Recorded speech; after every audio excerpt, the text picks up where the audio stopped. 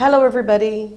We welcome our viewers in Barbados and around the world to Face It and Fix It on CBC TV 8, Facebook and YouTube. I am Joanne Haigh. Now, what's on my mind this morning, a couple of days ago, I had a conversation with a well-known individual whose name I will not call, and we were talking about the fact that some information over the last couple of months went viral, and the information about the individual was not true. Since then, it cost the individual some business and obviously losing some income. That individual has a family to look after, and the fact that that information was sent out there and people did not take the time to find out whether or not it was true. People just hit send or share on social media. As we know, Facebook is out there, Instagram is out there, WhatsApp is out there. And it's a serious thing when we take information and we share it. It's something that I get really upset about, because I am a communication specialist and I know how important it is to share the right information. And when you hear something, the first thing some people do, not everybody, is they run with it and they tell somebody else. Nobody's fact checking. Nobody is thinking about whether or not this will cost somebody their job, their marriage, even cause them to commit suicide, which, by the way, is happening in today's world. A lot of cyberbullying is going on. People cannot take that pressure. And, you know, I ask myself, the individuals that hide behind the computers with the fake names and a fake photo or no photo, what's in it for them? Why would you want to pull them down? And in particular, people who I find make it, and I say make it, create their own success stories. The people who are in the limelight or in the public's eye, those are the people that somehow people start to go after more so. Let's take our girl Rihanna and her significant other A$AP Rocky, and the rumors that were spread about him, and then that wasn't true, and then unfortunately they're going through something right now that everybody wants to weigh in on, and they don't have the facts. Your information spreading can prejudice the outcome of a case. It could prejudice in a way for the person who is on trial or against them. So we have to be careful. And I just want to say this before I start introducing our guests. Denzel Washington said it. He said you need to be careful, because at your highest moment is when the devil comes. And I say that to the very people out there who are striving to do something with their lives and who want to be, when I say somebody in the sense where your family can be proud of you. It doesn't have to be a university grad. It just has to be someone who is doing well, and especially a black person too, because it's really important that black people rise and not pull each other down, but that's another story. So I just wanted to share that, because doing this show, Face It and Fix It, we want to bring information to you. We want you to call us. We want you to tell us what the problems are so that we can assist you in any way that we can. And we want to do it in a positive way, so we don't invite agencies to bring them down. We more or less bring them here so that they can help you, and in return, it will actually improve their image in the future. So joining us today on Face It and Fix It is Deputy Chief Nutrition Officer Brian Payne.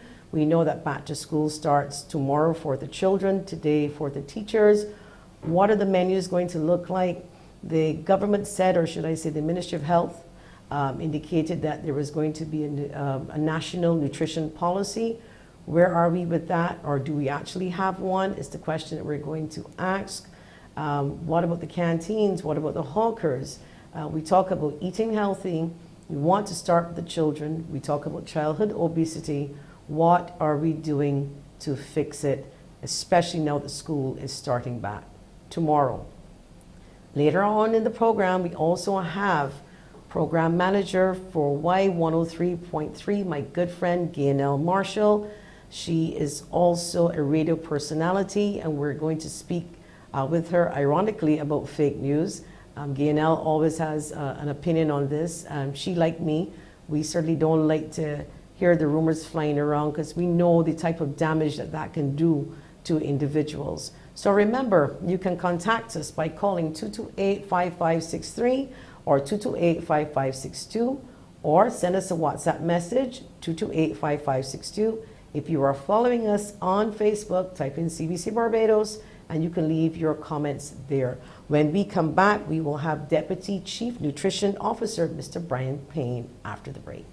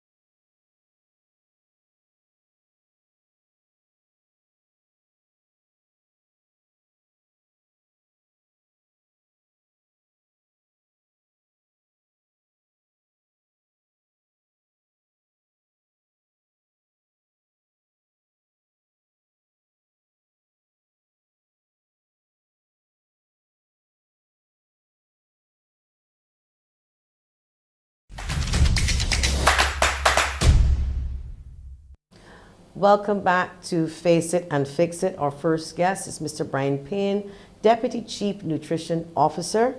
Welcome to the show, sir, again. Good morning. Be here. Welcome, welcome. Can you hear me? Yes, I can hear you now, yeah?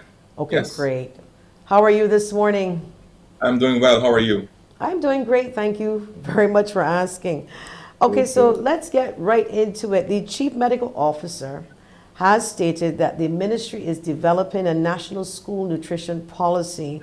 So we just want to know, where are we with that policy in an effort to create a healthier environment for our children? Where are we, or do we have one? Of course you have one. The policy is, even though the policy has to be ratified, but the policy, the Ministry of Education, Technology, and Vocational Training, in addition to the Ministry of Health and Wellness, we have all agreed in terms of the content of the policy. So the policy is being pushed through cabinet, and the general idea is that once approved, the policy will be published, will be then given to the public so everyone can have a look at it in a formal way. Also, prior to the release of the policy, I mean, this has been months since the policy has been drafted. The Ministry of Health and Wellness and the National Nutrition Center, we've been working very closely with the Ministry of Education, Technology, and Vocational Training to actually implement or begin the implementation process for aspect of this nutrition policy.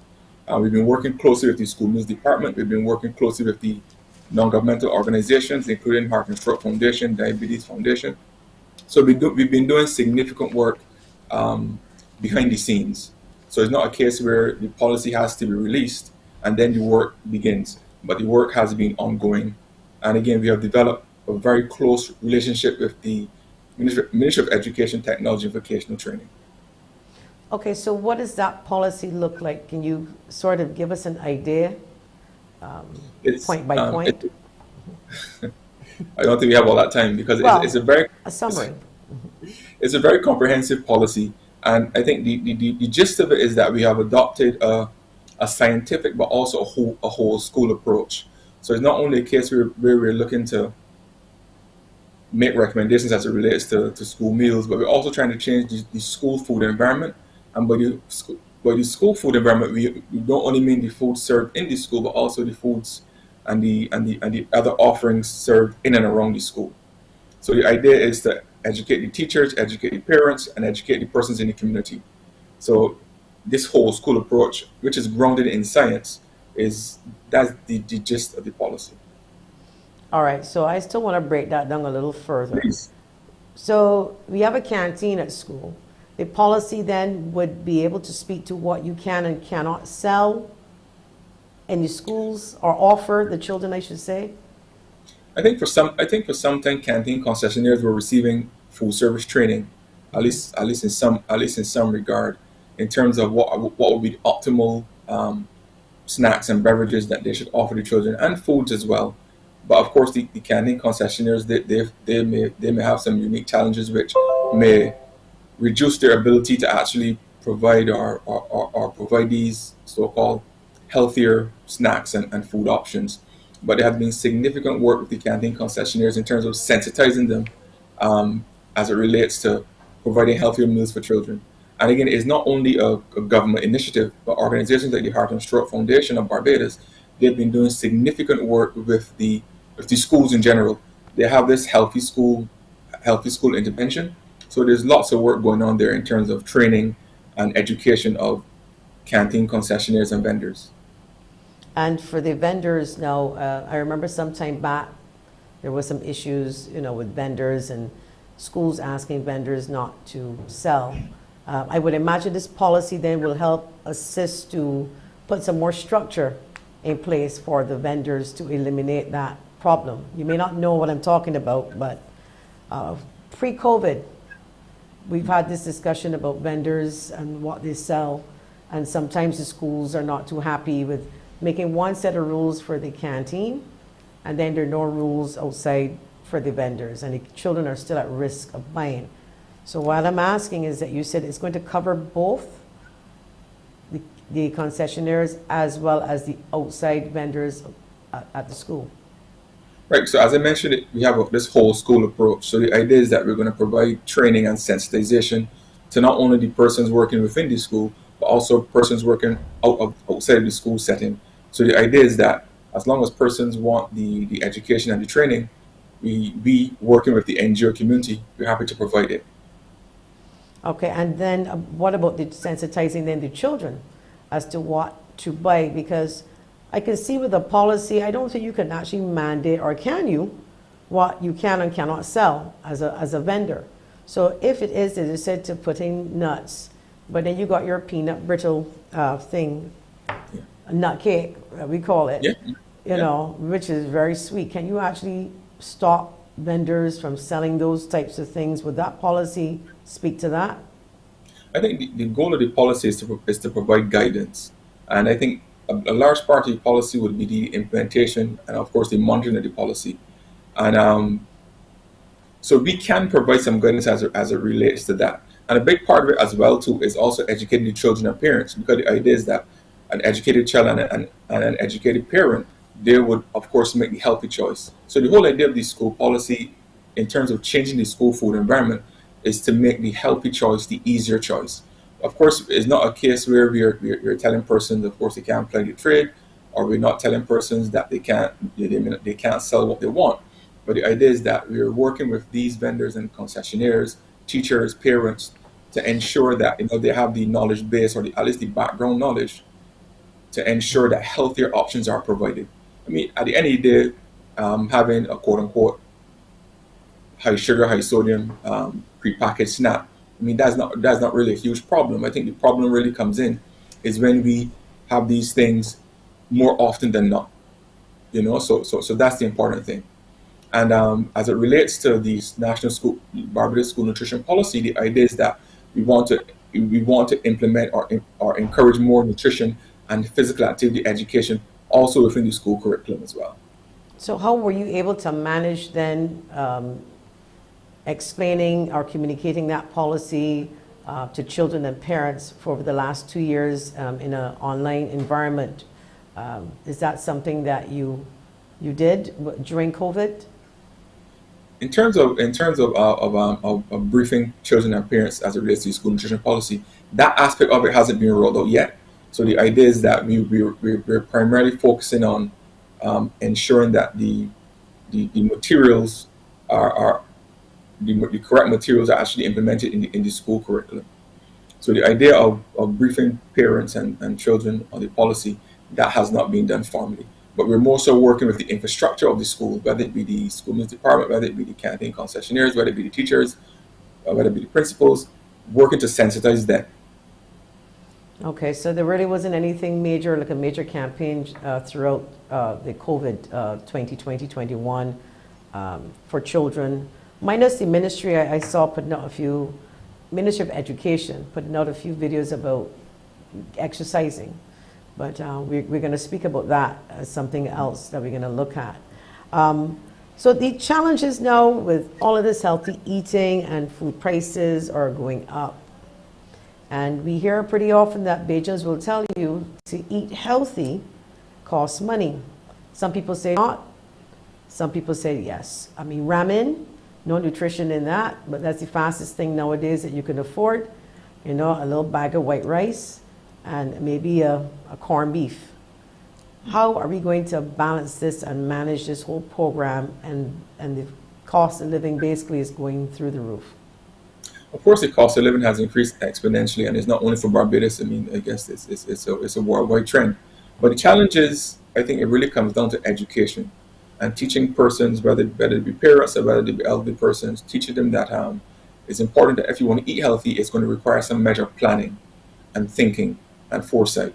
So whether a person may seek nutrition education from a professional, whether it be a nutritionist or a dietitian, whether they would go online and do their own research, a big aspect of healthy eating really comes down to persons taking the time to plan their meals, and that's very important. But when you're always on the go, like some parents, I mean, honestly, even from myself, you're on the road. I will not call the name of the fast food place, but we have a tendency to, our car takes us there. We don't take the car there. The car goes in that direction. And we end up eating fast foods because, I mean, that's the name of it. You're on the go. That's a big challenge for some people, parents. I think what you're saying really speaks to the convenience aspect as opposed to the cost, because we can all agree that fast foods, I think in terms of prices, the prices have increased just as much as the so-called healthy foods, quote unquote.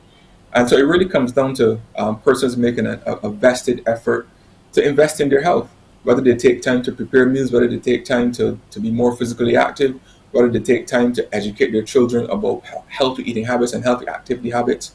So, you know, so definitely convenience tends to be the driving factor, or one of the driving factors as it relates to persons' food choices. And again, food choice or food preference is a very, very, very large topic, a very large area to delve into. Well, I mean, okay, that's convenience, but I don't know if I agree with you that it is more expensive, because there are a lot of people now who said it's actually cheaper to buy food on the go, whether it be from somebody's house, you know, around the corner who's selling little food, rice and stew or fried chicken and things like that, than it is to go to the supermarket to prepare meals, because sometimes you can get a $12 food every day and eat. And going to the supermarket now, they said it might be too costly.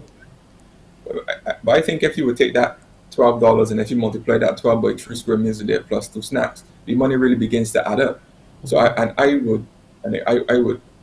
would bet that if a person were to take that same money which they would use to purchase their 3 square meals and 2 snacks a day, I suspect they can actually get more nutritious food, and they can actually get better quality food than what they would purchase. Because at the end of the day, when you think about persons, whether it be a person selling from home, whether it be a fast food outlet, their food is not prepared for the health conscious person, at least in most cases anyway. So the idea, if a person actually has some measure of cooking skills and they can actually budget to some extent, they can actually prepare healthier meals at a lower price point compared to purchasing food on the go. Okay, but we're going to take a quick break. But when we come back, we're going to talk about labeling and making those choices that you're talking about going through the supermarket. And trust me, I went to the supermarket only yesterday, and I am so ashamed to say what it costs just to eat. And I went last weekend, and it was almost the same amount of money that I had to spend. So when we come back after the break, we want to talk about labeling, we want to talk about the choices and your recommendations too. for the public. And someone had asked me to lay out a meal for you, and I want your comments on that particular makeup because they're saying that that's what they give their children. Okay, we'll discuss that after the break when we come back.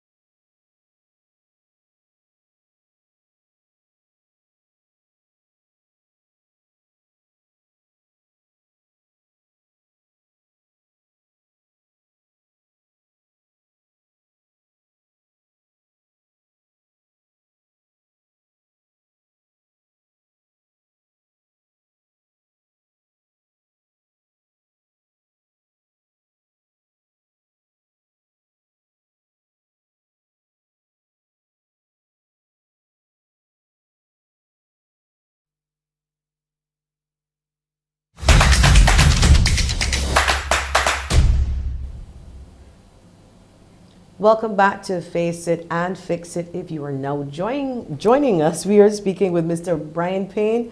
He is Deputy Chief Nutrition Officer, and we're talking about the children today going back into school tomorrow and the nutrition, whether or not mommy and daddy can afford for them to eat.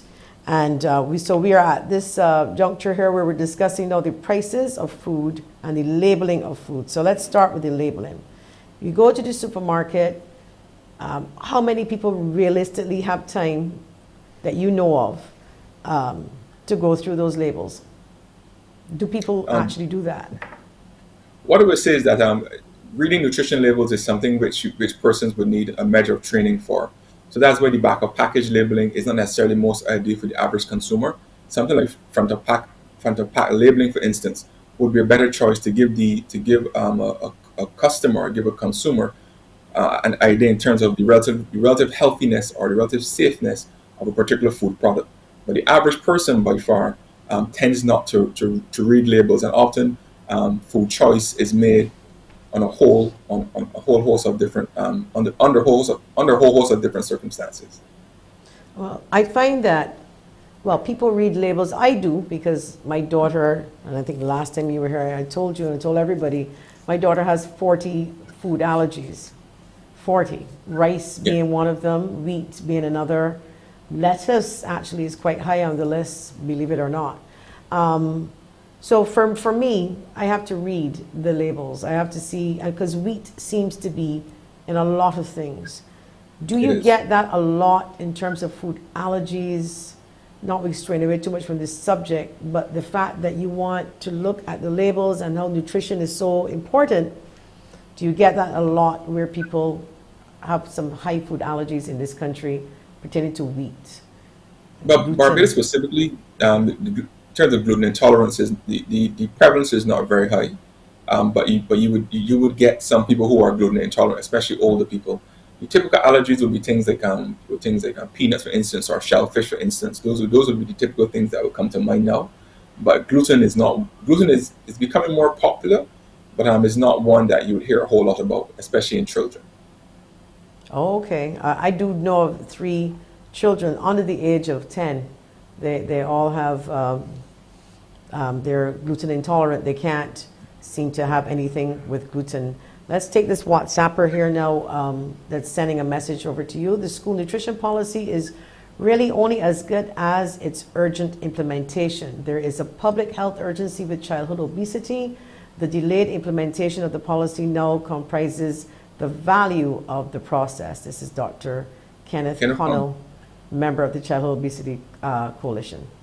You want to respond?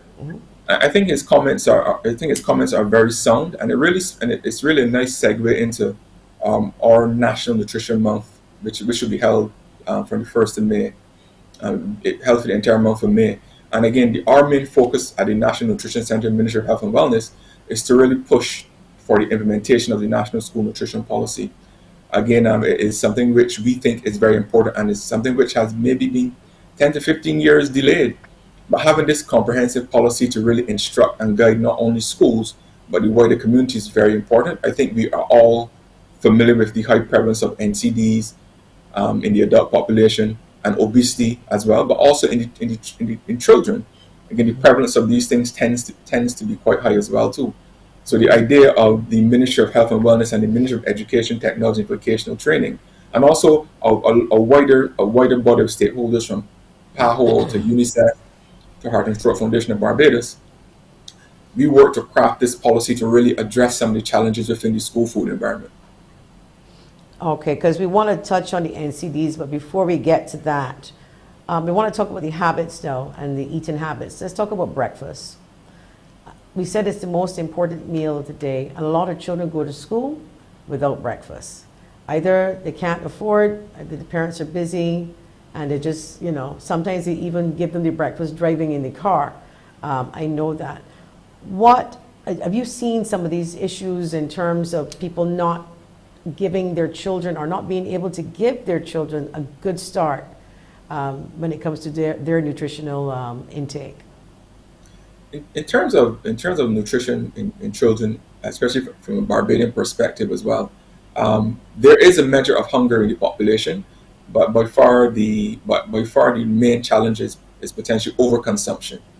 So that's the main challenge. So oftentimes a child may be given a meal, and the meal may be, in terms of the number of calories, it may be adequate, but in terms of the nutritional content or the nutritional quality of the meal, it may be lacking in some areas. So often food choice plays a big part in this.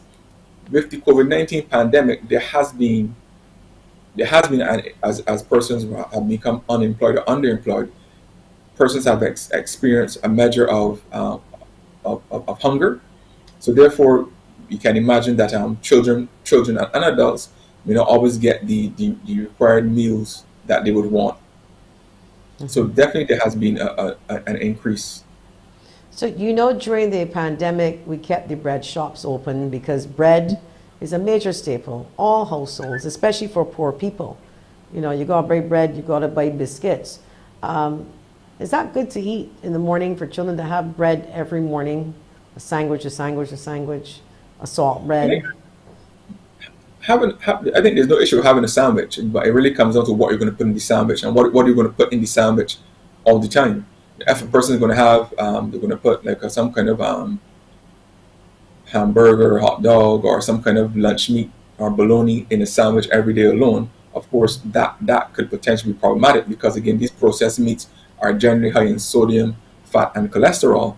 But if a person is going to have like a ham sandwich or even like the same processed meats, and they're going to add things like lettuce and tomato, they're going to have water as opposed to high sugar juice. If they're going to do these things, that would make more sense. Or even something having like peanut butter jelly in a sandwich, again, that would be considered a good choice as well. So it really eat bread every day?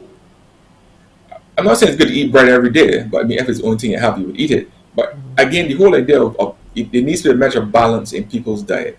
And all the term balance means for our purposes, it means having a wide variety of foods. So if a person is going to have a sandwich on mornings, that's fine. But of course, they're going to have something different for lunch and dinner. So when it comes to white bread, and you've got the varieties, you've got whole wheat, multigrain, recently cassava bread. As a person who majors in this, what would you recommend for those who want to eat on the healthier side, especially in the mornings with their children? Which brand would you more push? In terms of bread, and again, and this doesn't only go for bread, but it also goes for something like a breakfast cereal as well too, which is a source of carbs. The issue is, or the main thing you want to focus on, is having something high fiber or having something higher in fiber. So as opposed to having like the typical white salt bread or the white sliced bread, it may make sense for a person to have bran or whole wheat. Again, because it's going to contain more fiber and also it's going to contain more micronutrients. And also, we must not forget or neglect that portion size is also critical. So it doesn't make sense that you having whole wheat bread or bran bread, and you're going to have 4 to 5 slices. If you're going to have 2 slices, that's fine. And we must remember that 1 slice will be a serving size. So portion size or portion control also plays a major factor. And I think that has been a big part of the work that we do at the National Nutrition Center in terms of educating persons both in the clinical setting and in the public setting about appropriate portions. Well, that's the thing with Barbados. We don't complain when we go to somebody's shop and they're selling food. You know, everybody say, "You boy, that's a good set of food. She give you there for the money." But is it true that the size of your fist is literally supposed to be the amount of food is supposed to be equivalent to the size of what your stomach should hold? I don't know if that's true. I heard that. But how do we know what size is adequate? Nobody weighs food, well, except my sister, by the way, because she's at home looking after my mother. And in her old age, we actually weigh the food to see how much she is actually taking in. But in terms of portion sizes are generally relative. So I know you mentioned the term fist, but a fist can be used to correlate for a serving size of carbohydrates for a person, whether it be rice, whether it be bread, pasta. So a fist is not as a person's fist is not the total amount of food they should have at mealtime, but a fist normally correlates with the portion size of high carbohydrate foods. But in terms of, I think when people go to food shops or they go to fast food places or even if they have their food at home, I think what we as Barbadians love to see, we love to see a large serving size of carbohydrates or high carbohydrate staples, and we love to see a large serving size of meat or fish or other animal-based foods. And that is what we consider value for money. In many instances, we tend to neglect things like fruits and vegetables before meals, or even things like legumes, peas, beans. We tend not to hold those in higher esteem than the typical animal-based proteins.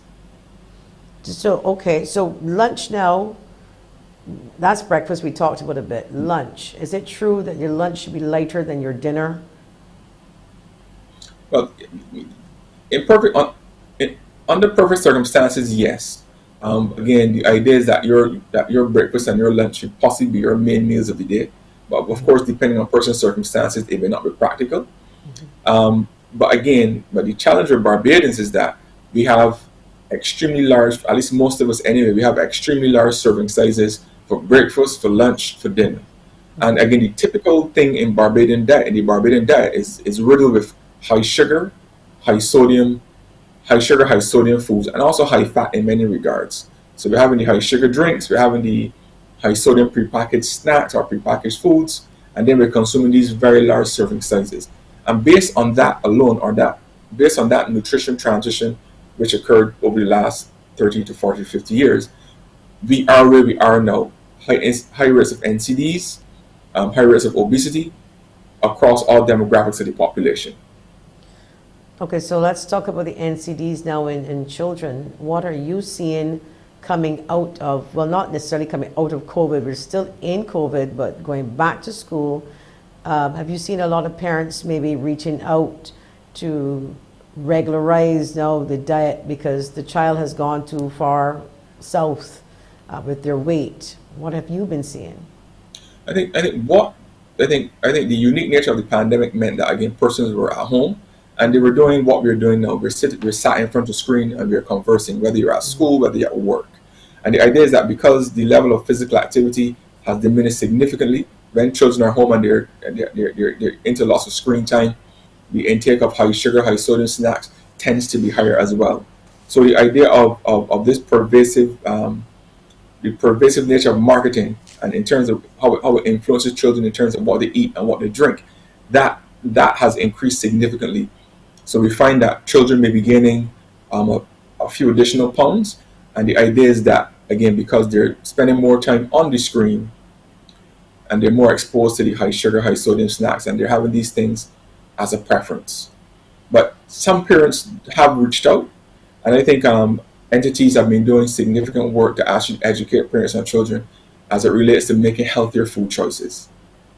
Do you know that people said that back in the day, the old people would eat sugar cakes? And I can tell you, my mom, we used to do Kool-Aids. My mom sold at the house sweet bread, sugar cake, what we call sucker bubby, things like that there. And, you know, people grew up and children grew up having those things. But I think what you're saying, the difference is we didn't have computers. We were outside running around and burning off that sugar. The question I have is, if we had that still, would it be okay to still have those things if we had a society where children were a little bit more mobile, running around? I think the challenge here too, as you pointed out, is that again, one, people, not only children, but people aren't as active as they used to be. So therefore, they wouldn't require the amount of calories that they take in. And the challenge here too is that when you really break it down in terms of where the calories come from, a lot more of the calories are coming from the high sugar drinks and the high sugar snacks, and of course the other prepackaged foods. So whereas years ago, where me or you, I don't think I'm that young. I think whereas we would have like a sugar sweetened beverage maybe a couple times a week, if that much, or we have any typical things like sugar cakes and the tamarind balls. Again, it wasn't a case where we were having these things constantly.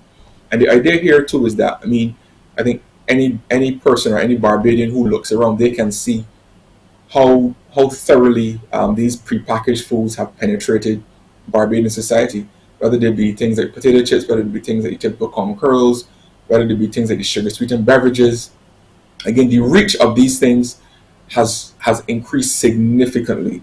Whether it be these things are marketed more strategically, whether it be marketed on the cell phones or on the computer or on TV itself, or even in the print media. So definitely, even though we ate and we drank some of these high sugar, high sodium snacks or high sodium foods, but marketing, the level of marketing, how marketing is done now, how systematic it has become, is totally different to 10, 15, even 5 years ago. Okay, we're And gonna marketing is very key in terms of driving people's food choice. Okay, we're gonna take a quick break, and when we come back, we're gonna talk to you about school meals, and we're gonna make reference to that meal that the person sent to me, and they wanted your opinion on the makeup. We'll be back after the break.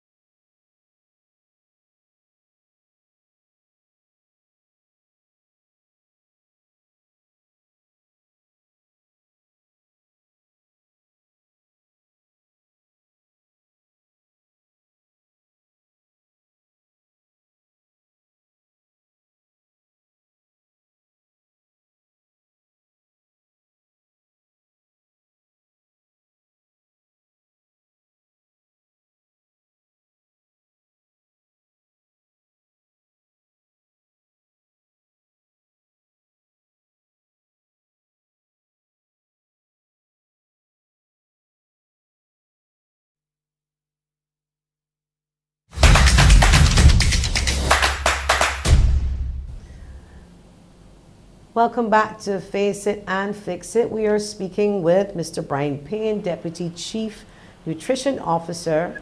And before the break, we did mention that we'll talk about school meals. And for the past 2 years without school, that was not available, unfortunately, to some of the children.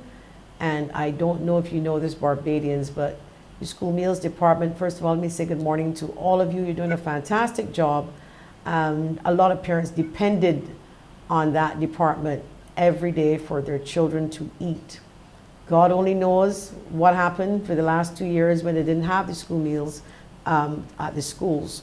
So let's talk about school meals. People say that you want now to have this policy, and you know, and make these changes.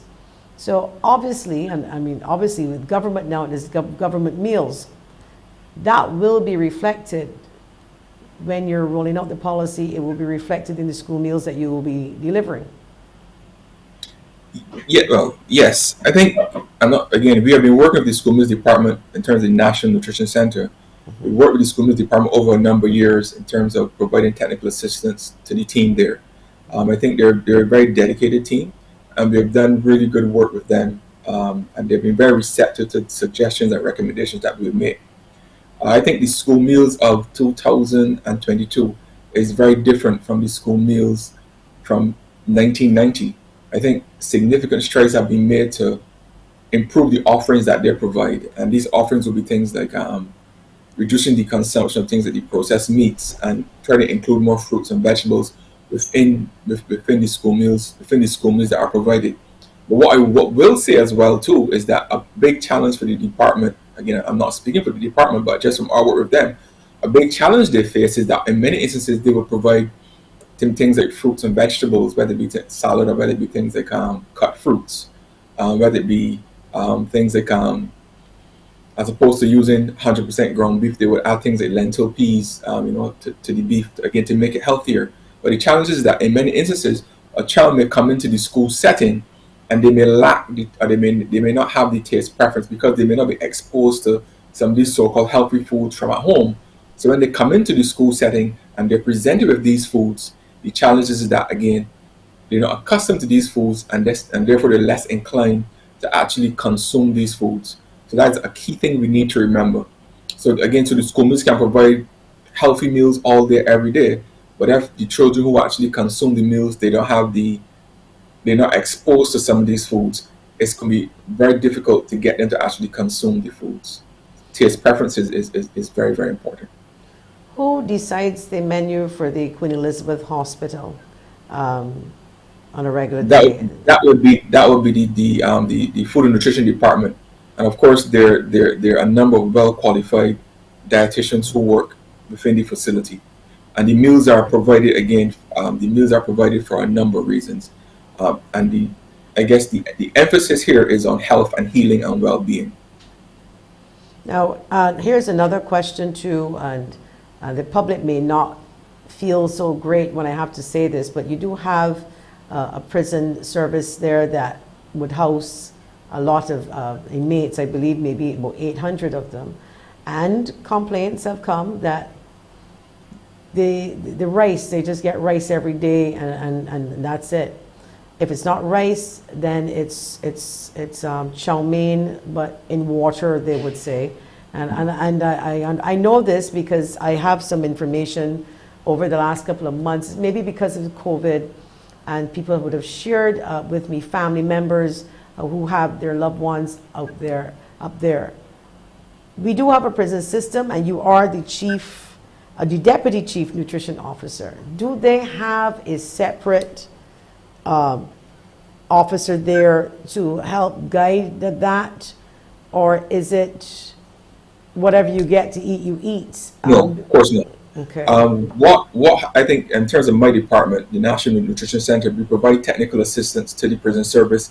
The ideal situation would be for them to have an in-house nutrition professional, to have a more everyday hands-on approach.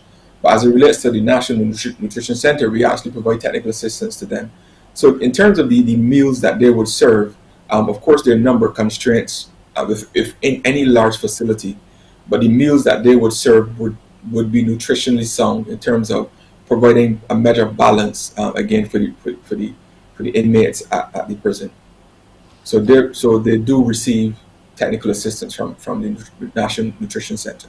You do, okay, and you do check to see whether or not that is followed, because at the end of the day, despite whatever we think, the state has a responsibility still to make sure that all persons, whether it be the school meals department, the children at school, the Queen Elizabeth Hospital, or the prison service, that they have something to eat. But I thought I would share that with you because of the information that was coming out from some family members, that they just get one salt bread and hot water, and well, they can buy things from a canteen, but if they don't have this canteen money, then that is what they're eating, and mainly rice every day.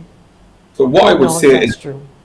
what I would say is that I think a few years ago, a colleague and myself, we spent 3 days within the prison kitchen, and we did an evaluation of the kitchen, and in terms of the food offerings, at least the food service aspect of what they provide, and we did a very short report for health. And the main challenge, again, and there are challenges like any large facility, but funny enough, I mean, the portions, we thought the portion sizes were definitely too large, especially for the carbohydrate component of the meal. And of course, there are supply challenges as it relates to getting in enough fresh fruits and vegetables. But I think they made every effort to provide the most balanced meals possible. All right, so let's cover even the homeless society. We do have people going out there and cooking for them. I might add, kudos to those who cook for the homeless. I can tell you that some of those meals are way better than some of the meals that you and I get at home. So kudos also to them. Now, I want to ask you about the agencies that are involved in this national policy. Who are they? Again, it's a wide cross-section of government and non-governmental organizations. Again, the primary stakeholders will be the Ministry of Education, Technology, and Vocational Training, the Ministry of Health and Wellness. You would have the Child Care Board.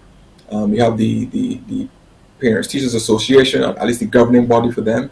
The Principals Association was also involved as well. We had PAHO was a major stakeholder, UNICEF, another major partner as well too. Harlem Short Foundation of Barbados, again, they also played a very pivotal role in terms of the providing some technical expertise, again, for the Barbados National School Nutrition Policy. Okay. It's a wide cross section. It's a wide cross section of. I want to just get back to the schools for a second there in terms of the nutrition. A couple of years ago, when I was at the Barbados Water Authority, I'd launched something called Water Wednesdays, and it still happens today with this show. But we also introduced it to the Springer Memorial School, and we went to the school and we were hoping for them to commit to just on Wednesdays, no soft drinks, drink water. Is that something, I think it may be growing in some other schools, that we can have a water day, like and sort of spin it off of Water Wednesday with the Barbados Water Authority, and encourage children and parents, don't give them even $1 for a soft drink. Let them just come and drink water with their meals. What say you? I think the ideal situation would be to have water every day if possible. At least that would be my ideal situation. Mm-hmm.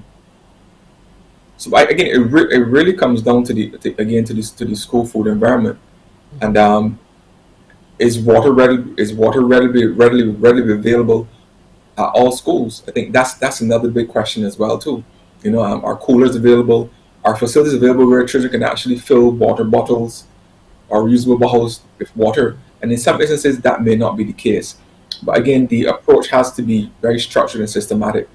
And I think from a nutrition standpoint, we're not pushing abstinence. We're not saying that a child or an adult should not have a sugar-sweetened beverage on the occasion. But I think what we strive to say is that we don't want that to be the norm. Water is the ideal drink, as breast milk is the ideal drink for newborn children from 0 to 6 months. But in many instances, things are away from perfect. Do you think that the raising the tax on soft drinks, which the government did, would help reduce the use of these drinks by children in particular? Definitely. But what I would, and I mean, again, this is a good segue. I think the Ministry of Health and Wellness, we actually wrote an article in the Better Health magazine, which is going to be launched during Nutrition Month, which really speaks about the sugar-sweetened beverage tax. And the idea, again, I don't want people to think that the sugar-sweetened beverage tax is the only thing that the Ministry of Health or the government in general is doing to change the food environment. Again, the sugar-sweetened beverage tax, I think what research has shown is that it actually has reduced the consumption of sugar-sweetened beverages by 4% locally. But the sugar-sweetened beverage tax is only one tool in a suite of measures which the government and health especially, and not the National Nutrition Center, which we're working to implement. So we have the SSB tax, which has been increased, which I think is a positive thing. is definitely going to increase the price point of the sugar sweetened beverages, but it's also going to actually reduce consumption. We're pushing for initiatives like front to pack labeling. Again, the Barbados School Nutrition Policy. We're pushing for legislation on trans fats. So we're trying to increase opportunities for persons to be more physically active. So there are a whole host of things which are going on, which the public may not necessarily be aware of. Could you probably even push, even with that policy, but I think I know the public would agree with me about trying to lower the price of things that are healthy for you as opposed to raising the price of things that are not healthy for you? I think they don't have to be mutually exclusive. I think both measures can go hand in hand. And the idea of having a sugar sweetened beverage tax is that the revenue generated from the tax, in the ideal situation, would be used to subsidize, let's say, fruits and vegetables, for instance. But again, it really comes down to what works best for the unique situation, which is Barbados. Okay. Well, I'm just saying, and I will put that out there. I think that it would be easier for us if you want us to eat better, or we should, whether or not, I don't even think we should be forced. I think it's something that we should do, period. But obviously we don't. I don't. And when you feel hungry, sometimes you just put your hand on the fastest thing that you can get, and then you're so busy that you realize that you ate fast food for the entire week. I hold my head down in shame because that is part of my journey so far that I need to change. So, and for people who are listening, it's not, the parents tell you do as I say and not as I do. But we live in a time where the fast foods are taking over. Basically, it's convenient. Is there something that you can speak to about the fast foods and maybe even putting some healthier choices in their drive-thrus? What are your thoughts on that?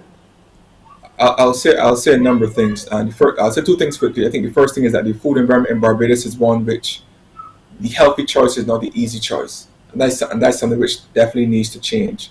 I think a big part of it too is that these so-called fast foods are very convenient, and I think this is where I think it's very important to understand the role of media in all of this, and by that I mean it's very important for media and NGOs because health we can't do it alone, but it's where the media needs to agitate for change. Even things like encouraging the fast food companies to actually list the calories for the typical meals. I think that's another important step as well too. So there's a whole host of things which the non-governmental players or non-governmental actors can do. I know the Heart and Stroke Foundation, they have done quite a bit. I think the Breastfeeding Foundation, they have done quite a bit to push things like breastfeeding, for instance, exclusive breastfeeding for 6 months. So it has to be a whole Barbados approach. Not only, I agree that health and education, I think we are probably some of the primary stakeholders, but other entities, especially media, whether it be viewing or whether it be print media, definitely there needs to be more agitation for these so-called healthy choices. Okay, and the last question before you wrap up, because I want to bring it back to the meal that I was asked to mention. If you can put rice, if it makes nutritional sense, putting rice, macaroni pie, sauteed potatoes on a plate with meat, because they're all, well, you go ahead, there's a lot of starch in there. It possibly makes sense to the person who did it, but it doesn't make sense to me, nor I think it doesn't make sense to you. Again, because that is a very carbohydrate-rich meal or staple-rich meal. The pasta, the potatoes, so definitely there's too many carbohydrates, of course. But again, I'm not surprised because, again, the typical Barbadian, in terms of the last research that we've seen, the typical Barbadian only consumes roughly 1.5 servings of fruits and vegetables every day. When I worked more in the clinics, I was always still surprised to see that persons were only eating vegetables on Sundays, for instance.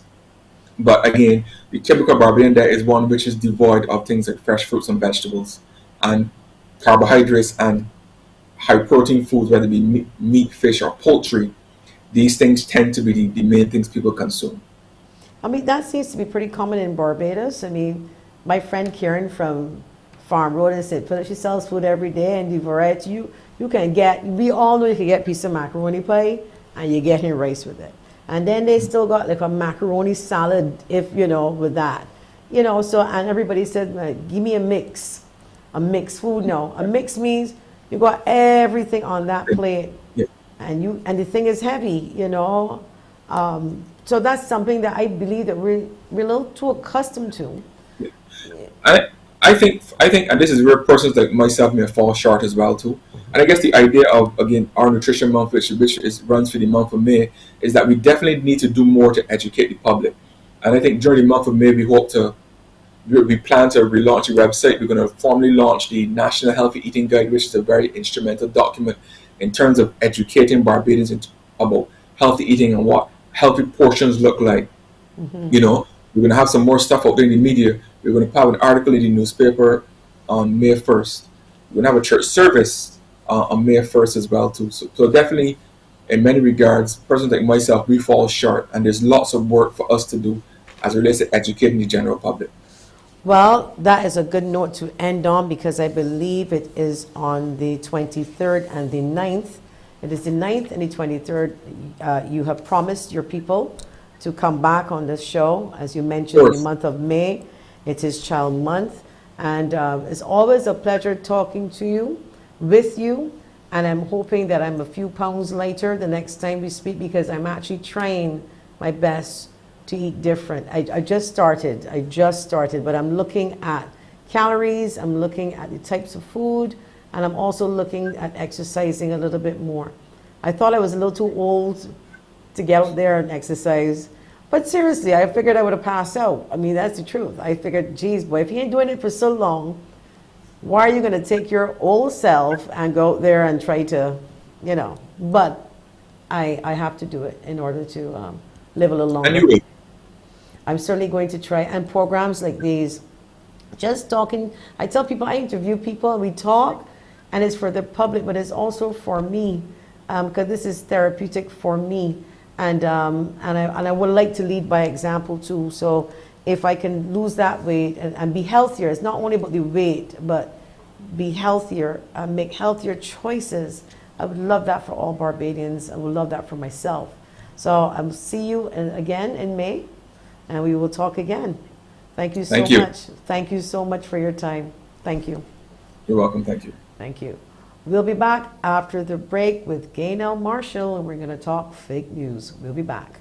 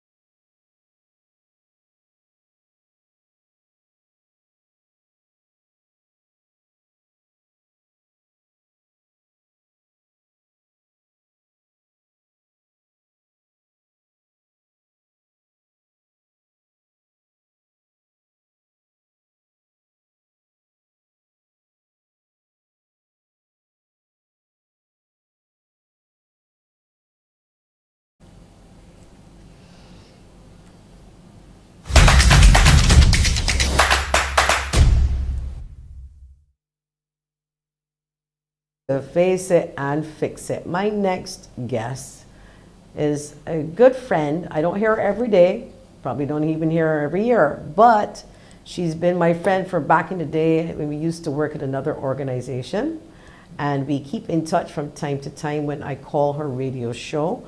to put in my 2 cents, and it is my pleasure to introduce radio personality and program manager for Y103.3, GAYNELLE Marshall. Oh, girl, Good you look morning. nice. Girl, you look lovely as usual.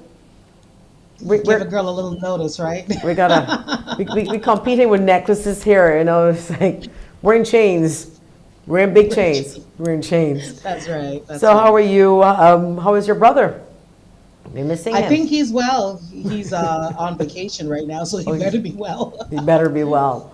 So, GAYNELLE, I started out my show this morning mentioning about the fake news and the damage that it could do. And there was a close friend of mine, well known, and I said I wouldn't share the person's name, that actually lost money as a result of these rumors, and couldn't feed his family, or should I say was having challenges, getting back up, all because somebody decided that they were bored and wanted to share something that was not true. And then, of course, everybody else does the same. I want your thoughts, first of all, on this whole thing we now call fake news. Well, I suppose we know who we have to thank for the coining of that phrase, but rumors have been abound, I think, since the dawn of time. From the time we're telling stories, people embellish, they put their opinion on it, they put their spin on it. We've always been warned that there are versions of the truth, your version, my version, and somewhere that meets in between. But when it gets to being malicious, where it can actually impact the livelihoods and ultimately the lives, quality or otherwise, of people, we have ventured into some pretty dangerous territorial waters. I think by now we must know about the current ongoing trial between Johnny Depp and his former wife, Amber Heard. And when the news first broke about the abusive nature of the relationship, how he'd abused her, et cetera, it cost him big. This is why we no longer have a Pirates of the Caribbean franchise. People started to pull back from the notion that, we don't want to, stick around with a messy guy, especially a guy who allegedly abused his wife. It is now coming to the fore that a lot of this was not only fabrication, but it was malicious intent, but it has cost him a lot. What he really is fighting for now is his reputation. He's just one. At least he has resources. He has access. He does still have money. A lot of us don't benefit from that. And it could be a long time before we ever recover from, you remember he or she's the body that did that in the third, and it's simply not true. How do you get ahead of that? How do you get beyond that? And a lot of it has to do with our own personal responsibility, I think, in making sure that truth does abound and that it stands for something. Not quick to jump on the bandwagon of opinion, popular or otherwise, without knowing all the facts and how this can actually impact a person's life, because it does. Long after we have stopped whizzy-whizzying about it and making it our 7 o'clock coffee break gossip topic, people are still suffering. So see, here is what I really don't understand. I know I've got vitamins in my cupboard, and I don't even always take them. I know that there are people who have to take medication because to make them feel better. But the gossip and the sharing of this gossip is beginning to feel like if it's medicine for some people. Like they cannot survive without sharing fake information. I mean, that's the only conclusion I can come to, that this is a life and death situation for the author of the fake news and the sharers of the fake news. We've been battling this. I've been talking about it. We're still seeing it, GAYNELLE. What do we do? Do we call Zuckerberg and ask him to shut down Facebook for a week? What do we do? Well, calling Zuckerberg probably won't make a big difference because his organization was the facilitator and conduit of much of that news. Mm-hmm. So I think we're actually trying to get into the wrong person. But truthfully, I believe that until people are held accountable in very real ways, and some of it, might be punitive. Some of it may involve, taking a hit at the pockets of those people who are facilitators, to at least give them reason to pause and think to themselves, it might be true, but even if it is, how do I benefit from sharing this? Like, what is the national goal here by sharing fake news? I just don't understand what you're trying to get from this. Okay, well, that was just my 2 cents of my take on it. But of course, we want to talk a little bit about the COVID journey and the media and the role that that we all played, and in particular your station. And so, tell us a little bit about your 2-year journey going into 3 as a radio personality as it relates to this whole COVID mess. It's only 3, huh? Okay. Well, as you would well know, much did not stop for the media. It altered significantly, but it didn't stop. And I think we were all significantly shell-shocked. One of the things that would have impacted most of our media colleagues is that we never really got the opportunity to stop and absorb any of it. We had to roll with the punches. We also had to help other people roll through the punches, which in and of itself turned out to be a bit of a therapeutic gift as well. What I discovered to myself personally is through trauma, difficulties, and that sort of thing, I prefer to work. I prefer to stay working. And yes, while the money is helpful, staying busy and doing something works for me. Do not leave me idle. Do not leave me with my thoughts. Do not leave me without some measure of structure. So I had to actually start redesigning what that day looked like. We were under curfews. We were under, a lot of heavy manners in the name of our safety and ultimate national health at the time. And not only did we have to get accustomed to it for ourselves, but we had to help other people through it. But one of the upsides of it was that you did become a lot more creative and you found new ways to reach people, much like this. I did not have to come down to the Pine today. I had no objection to it.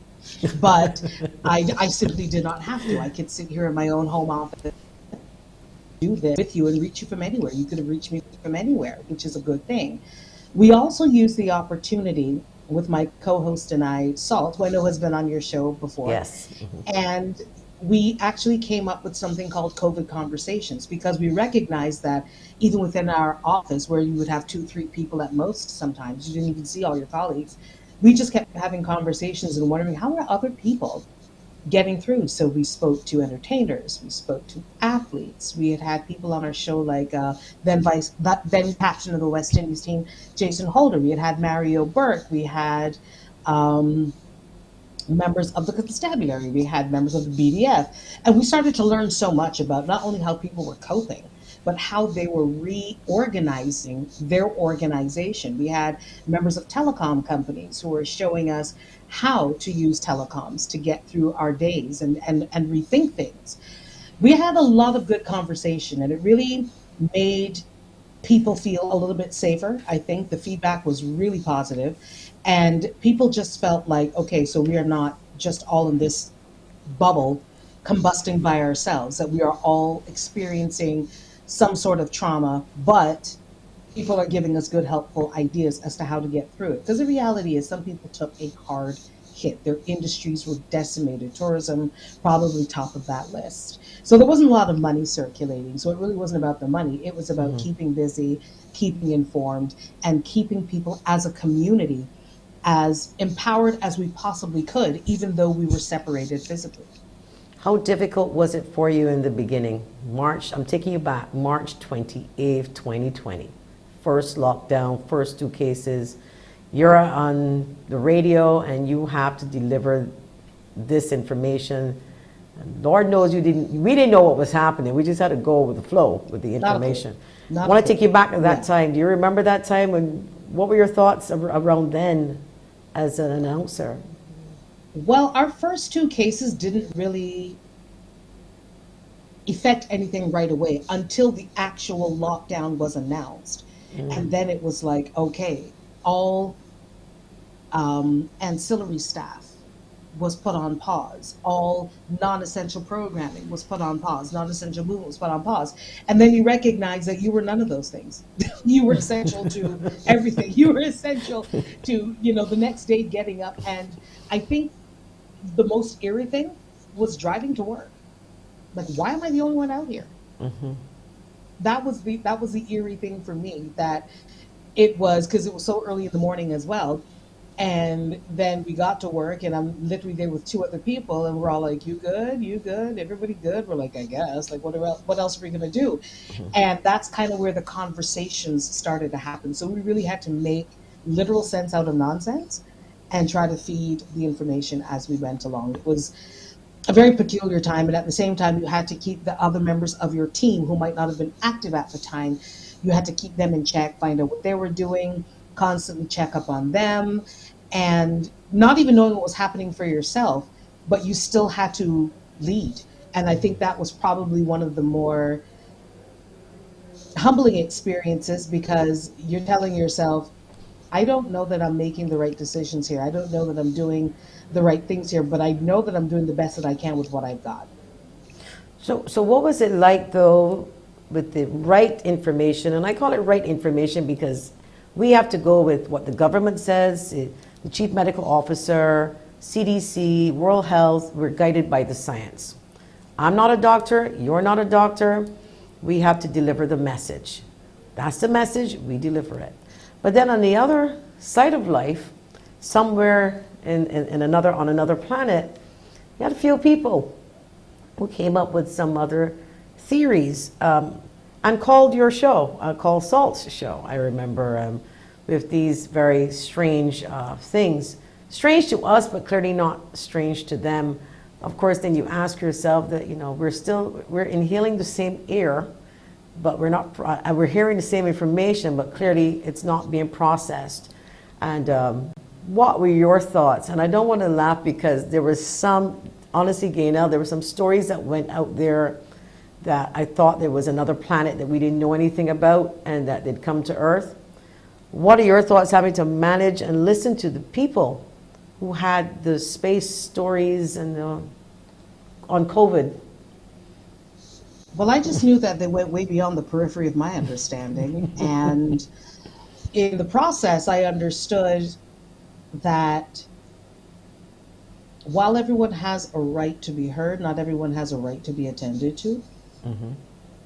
So I gave them the space, because whatever you're going through, don't let me stop you from going through it.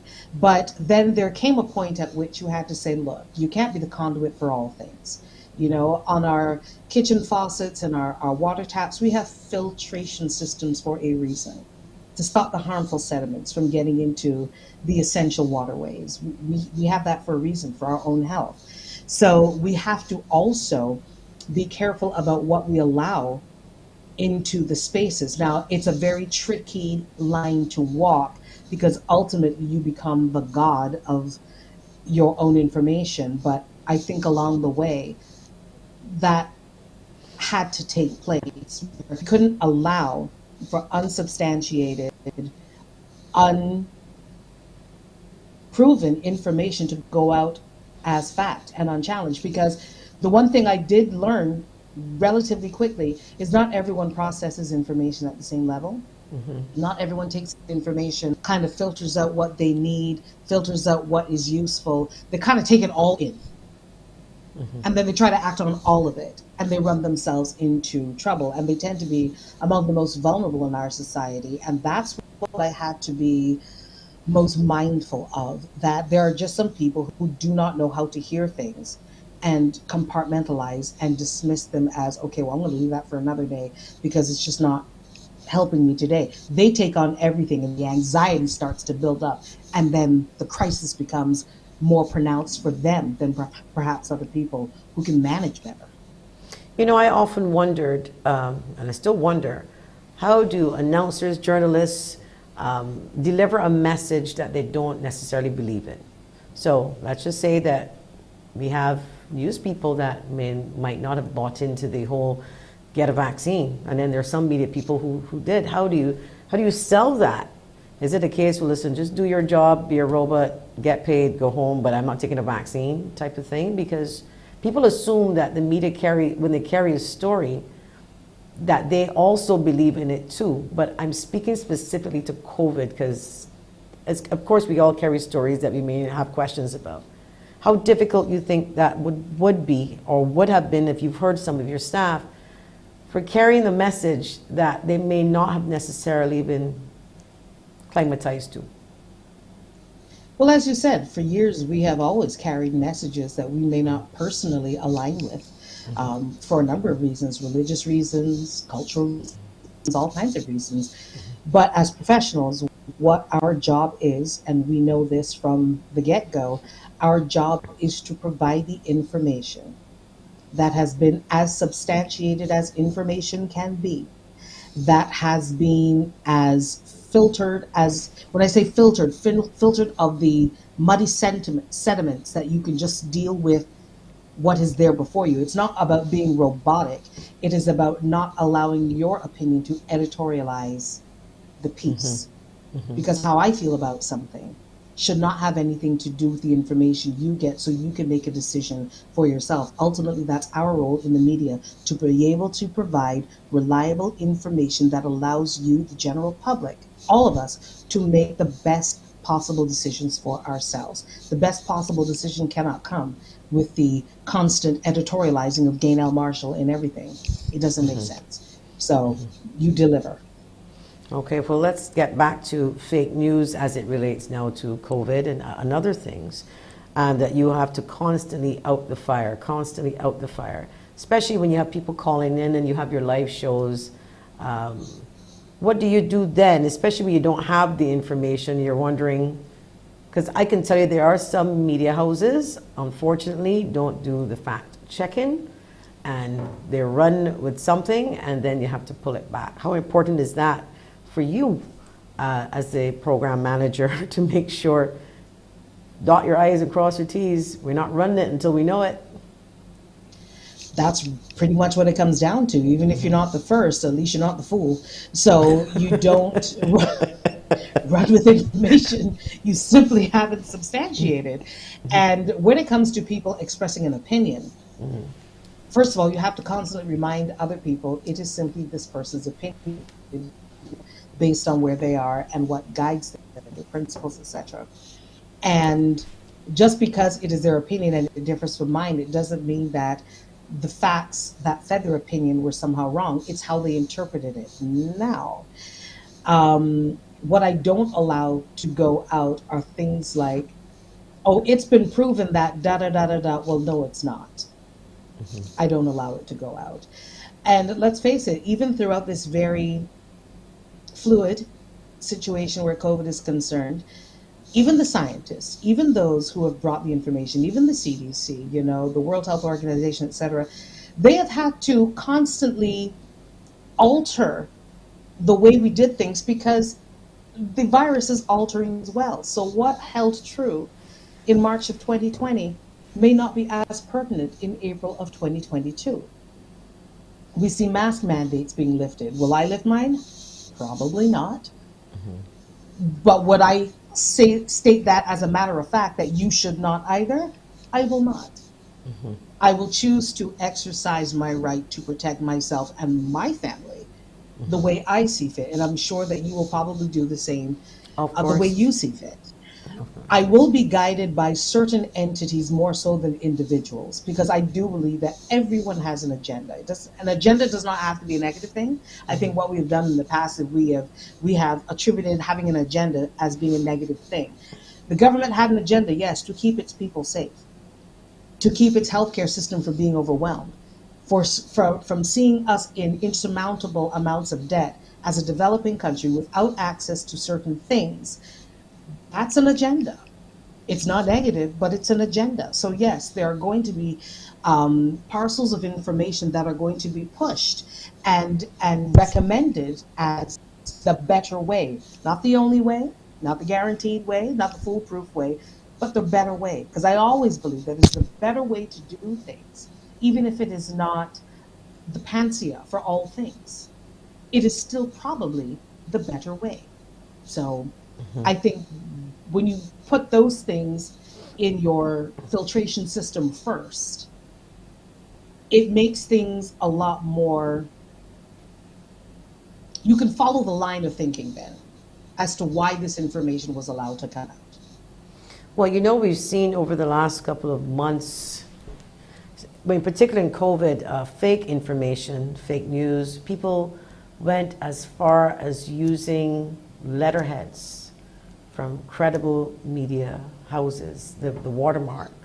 People went as far as using the government's coat of arms to make it look official. People went really far. People went as far as to edit a video with our now president, who was then Governor General, now president, getting her vaccine, and edited the video to make it seem as if she didn't take it, it was a switch. People took the time to do voice notes to pretend that they were at a particular event in a high-level meeting and tell Barbadians to gear and hunker down because the world is coming to an end type of thing. I mean, it just went on and on and on till your phone was like on overload because, you know, we got group chats. People start to share things. I guess I wanted you to share with the public, I mean, I certainly will share, how can we identify fake news if we, you know, to give them a little heads up, you know, if it is not this and this, perhaps, you know, maybe it isn't. How can we help the public navigate that? My first line of defense is, if you don't know it, don't share it. But I guess that's more of a behavioral thing for me. If I don't know it, I'm not going to share it. I'm not going to say that I wouldn't call somebody and say, did you see this? Mm-hmm. Did you see this? Has it been substantiated? Da, da, da, da, da. But I'm not going to share it. The other thing is that every one of those things that you mentioned was not only preventable, but all of those things are firmly under the abuse of the Computer Act. Mm-hmm. The real question is, why haven't we brought more people to face the consequences of their actions? Because I'm sorry, much like children and much like pets, we respond to things. If we do well and we're rewarded, we do things better. Mm-hmm. If we don't do things well and we do things we're not supposed to do and we are punished accordingly, we tend to avoid doing them unless we really have ourselves a serious problem.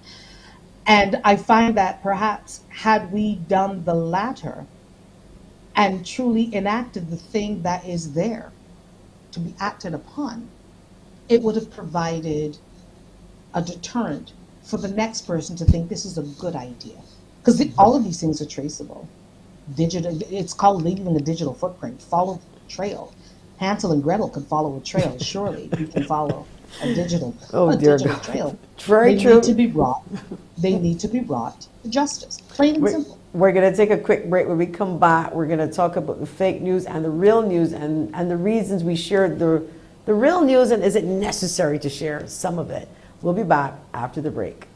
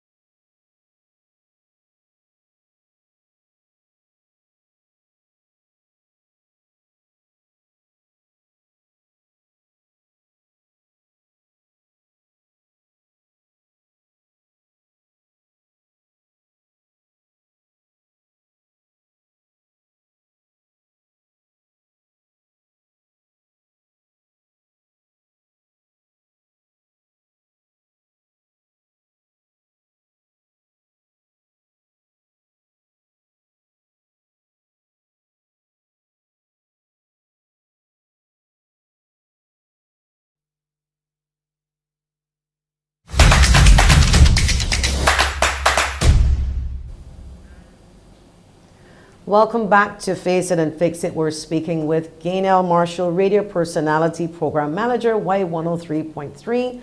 I'm not ashamed to say I log in on the mornings. I like What Drives Me Crazy, and I like the other one that Saul tells you about, oh dear, not Drives Me Crazy, it's the other one, the shorter version of 15 minutes.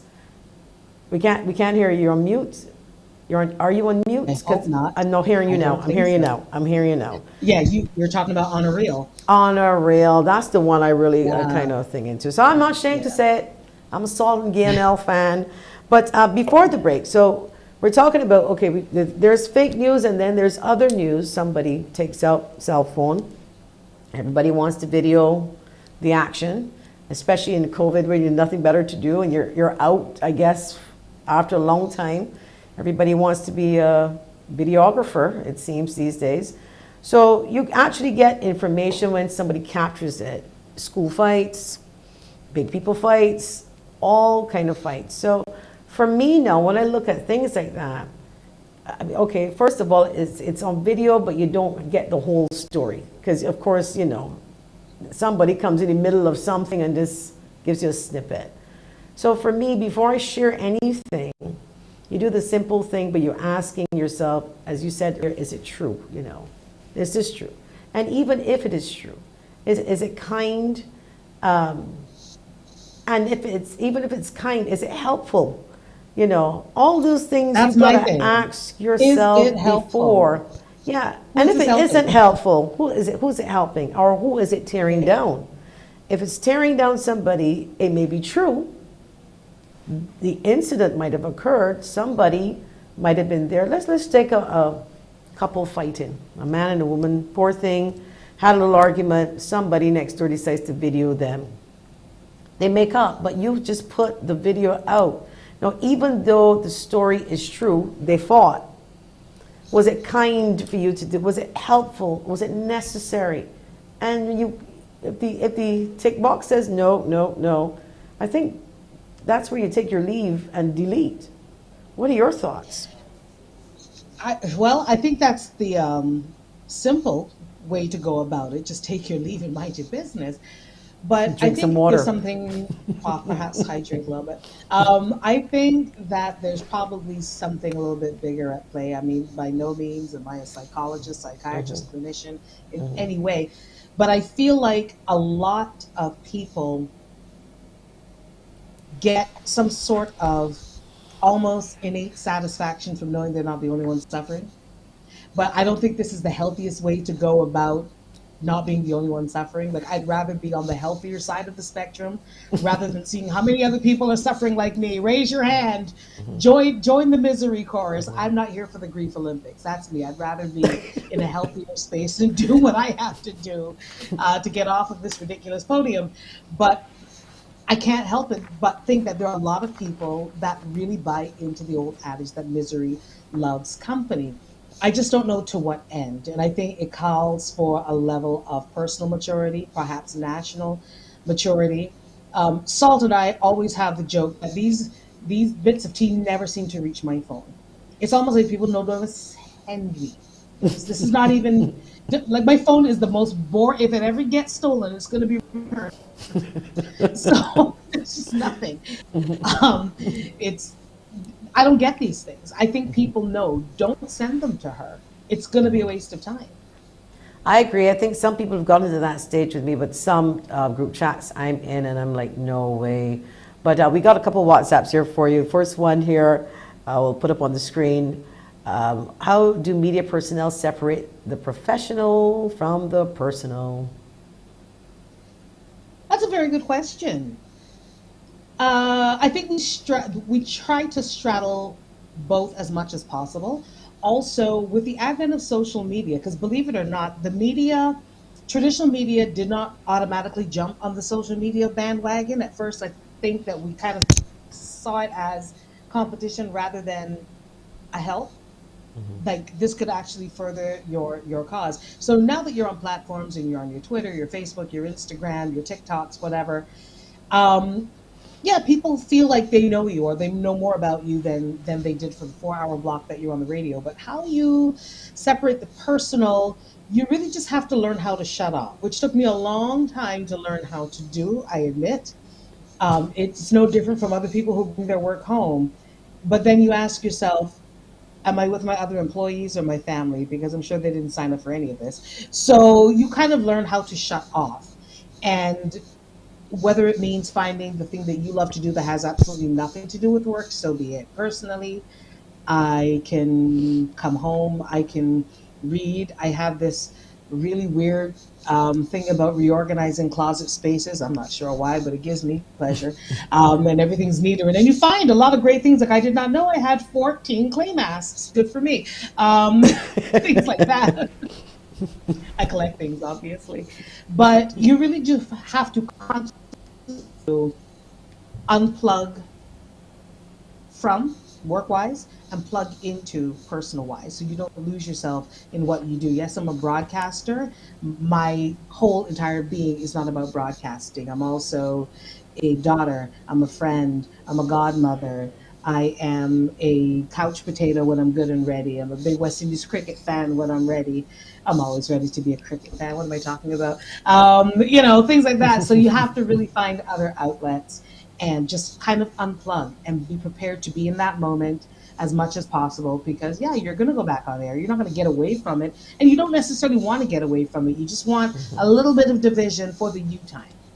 You know what I've seen in some radio, TV personalities, probably going to get hate for this, but hey, we're going to tell the truth there.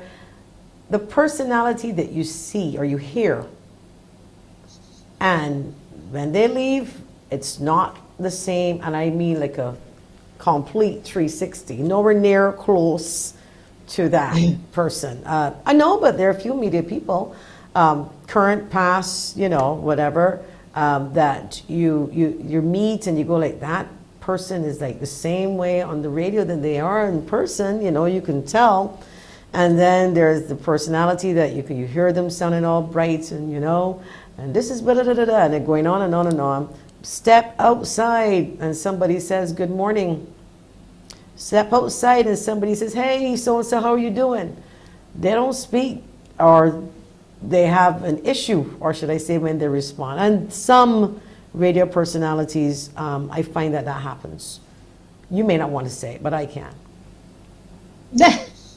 I will say this much, though. I believe that authenticity is really what separates the good ones from the great ones. Mm-hmm. The ones that are in my time, the really great ones, they were authentic. So that there wasn't such a sharp division between what you saw on TV or heard on the radio and what you met in person. Now, having said that, I will also say this. There's not a boot camp that we get to go to that shows you how to protect yourself from people invading your personal space. Because I get it, once you are out in the public domain and you start to share things, people believe they have some measure of access to you, and not everyone chooses the right time. I gotta say, largely Barbadians are terrific. They're the first to say, girl, I like that lipstick you had on this morning, girl, you go, and they're done. They're out, they're done. They're not here to try to, they don't harass you. They don't harass you. They really don't. So I haven't really found a difficulty, but I know some of my other colleagues have made public mention about people making comments on their weight, their choice in hair. Why did you wear that outfit? And, I'm thinking, okay, there's got to be something about us being public that makes you believe that you have that level of access to us, and you really don't. But at the same time, there's a way to handle it. My mother always said, look, treat people with the kindness and the grace that they will never get otherwise. And she knew that before I was a personality, which is why everybody loves her. She knew that before I was a personality. I take that with me. Look, some people just do not have kindness and grace where they're from. Just treat them with a little kindness and grace, and you move on. Try to make the moment as short as possible. But I know radio and media is theater, but I'm not an actress, so I don't think there's going to be a huge divide between what you see on air and what you're going to get in person. At least I don't think so. The people who are brave enough and decent enough, I guess is the word, to come up to you and say, "Hey, girl, you know, I like that lipstick you had on this morning." Those are the people you love, you respect, because they come out and they say they want to have a quick. Oh, they're the easy ones. 2 seconds. Those are the ones. Yeah. Perfect. Love, love, love, love everybody, but the ones that the ones we don't know, the ones that hide behind the computers, the ones that send out the fake messages, and about people who are known. I mean, look at recently with Rihanna and A$AP Rocky. Well, that's not here in Barbados, but you know, with the rumor that he was cheating, and I'm thinking, wow, okay, then that turned out to be whatever. And now with the situation that they're faced, you know, it's so weird. I think the timing is just so wrong, or somebody is just, in my opinion, I'm feeling like what Denzel said, it's only when you are at your highest that the devil comes out. And I'm feeling like, okay, Rihanna's posing with her, she's getting a baby, you know, I mean, everything is working out so well, she looks so happy. A$AP Rocky, everybody's here, vacationing. You could not have asked for a better setup, you know, life. I'm not saying it's perfect, because I know she has her problems, but when that story broke, it also showed me that it doesn't matter who you are, what you have, what color your skin is, especially in America. When they want to do what they have to do, then they do what they have to do. The question is the what we call the jury, the social media jury, of people who just keep weighing in and can prejudice the outcome, like Johnny Depp situation. Thank God it is turned around, or turning around. But let's just say it didn't. Your life is over, you know, for something. And I always say there's a difference between a mistake and a career criminal. A difference between somebody who's just angry at you and, you know, might have said something bad and go like, oh shoot, I said that, oh I shouldn't have. Versus somebody who's just sitting down there and just, you know what, let's see who I'm gonna mess up today, you know. I know GAYNELLE looking a little too bright, GAYNELLE looking a little too, you know, Joanne is flying a little too whatever, let's bring her back down. Because the problem I also have is that we are disingenuous. We tell people, do the best you can. Make sure your children aspire to be great. You know, you can be a prime minister, you can be this. Try going after that and see if they don't pull you right back down and bring you down to some sort of level. It's so weird. You're asking people to excel. You're telling them. But when they do, you bring them back down because you think that they've gotten too high. I want your thoughts on that, honestly. We have some WhatsApps you're going to read. We do. I just think that, we're not giving all of the information. I think we just have to be more real about expectations. We want people to be their best selves. We want people to go for it. I personally love to see people fly. Recently, I had the opportunity to work with not even one, but two young women who asked for my help. Both of them, in the space of 2 weeks of each other, did TED Talks. You heard me. TED Talks. They are now officially TED Talkers. And I was just so psyched to be a part of that journey. No, I was not in Vienna, and no, I was not in British Columbia, but I felt like I was a part of something amazing. And I guess that's something that you want for everybody, but the truth is not everybody's going to want that for you. Nobody ever promised that everyone's going to be happy for you. Nobody ever promised that everybody's going to want the best for you, because I believe that the effort you can put into pulling me down, it would be easier if you just extended your hand and let me help you pull you up. I mean, I just feel like it's that will take a strong person, and I've come to the conclusion that it takes a weak person to pull you down, because you're already down there. So misery, as you said earlier, it loves company. It loves company. So they just do that, as opposed to just giving them a hand up. It becomes too difficult. But you feeding into the energy, though, into the energy gives them the victory. So sometimes I can't help people's behavior. I can only help my reaction to the behavior. And I wish more people. It didn't take me 2 minutes to get to that stage, trust me, because I'm well into my 40s. So it took some time, but it did come eventually. And I gained more personal peace when I recognized I simply cannot control people's behavior. You can I only can't control map your that out. own. I can only control Yeah. my reaction to it and what I choose to absorb from it. And again, I wish more people would think like that, because for me, I think about, it's not so much what happens to me as how I handle it. Yeah. That makes the difference. There's some other WhatsApps coming in here. Do you think you all are role models, or should people not watch what you do? I don't like the term role model. I don't like what it has done to people. I don't like the what I call the laziness of the role that people attribute to, because what it does is it leaves you without responsibility for your actions. And because we were on the subject before, when Rihanna said, "I'm not your child's role model, you raise your child," she meant it. And she now has her own child to raise, and you will not be raising that child either. And I feel she meant that. Role model, I understand what, but I really want people to dissect what that means. When you say that somebody is a role model, basically you are telling people, look, that's the map. Follow that, and you'll get to that destination. That's not fair. And that's not right. It's not practical. It's an example of what can happen. I mean, my library is full of books of examples. There's Nelson Mandela, there's Maya Angelou, there's Barack and Michelle Obama, Colin Powell, all sorts of examples, but they can't possibly be responsible for the outcome of my life But don't you think that based maybe on their actions. But don't you think that perhaps as parents, our godmothers, aunties, what we should, this is why I tell my children, you can admire the talent. That's it. That's where the admiration, Yeah. that's where the role model aspect. You could aspire to be like Rihanna. You could aspire to be like ASAP, Drake, whoever. You want the talent. I'm talking about. You can take the example of the business acumen, the work ethic.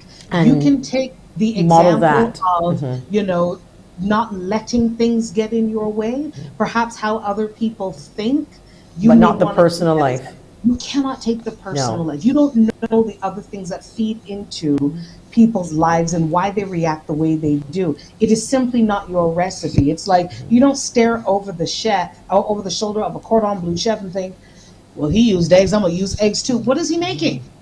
So it should So not why be are the you narrative, complaining should not be the discussion as parents, godparents, aunties, all the uncles, time? dads. All the Tell time. your children. I certainly told Mistral that, my daughter in England, listen, man, you could admire who you want. I mean, their talent. Yes. Is, as you said, the role model should be the role they play in the talent they have business-wise.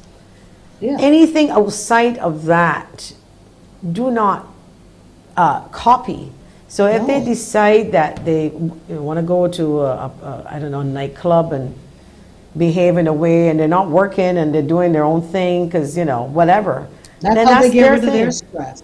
That's their thing. That's their thing, and I think that's where we fall down, because I think people need to separate that, because we got to take a quick break. But when we come back, even with Rihanna being ambassador now, sorry, not ambassador, hero, national hero. My National apologies, hero. Yeah. passed the ambassador a bit long time ago, and I was so happy. I'm so happy for her.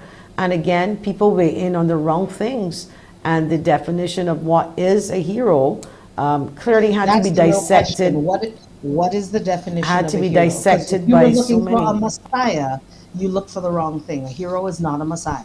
No, and he ain't come yet for last time I checked. But we'll be back after the break. We'll be back.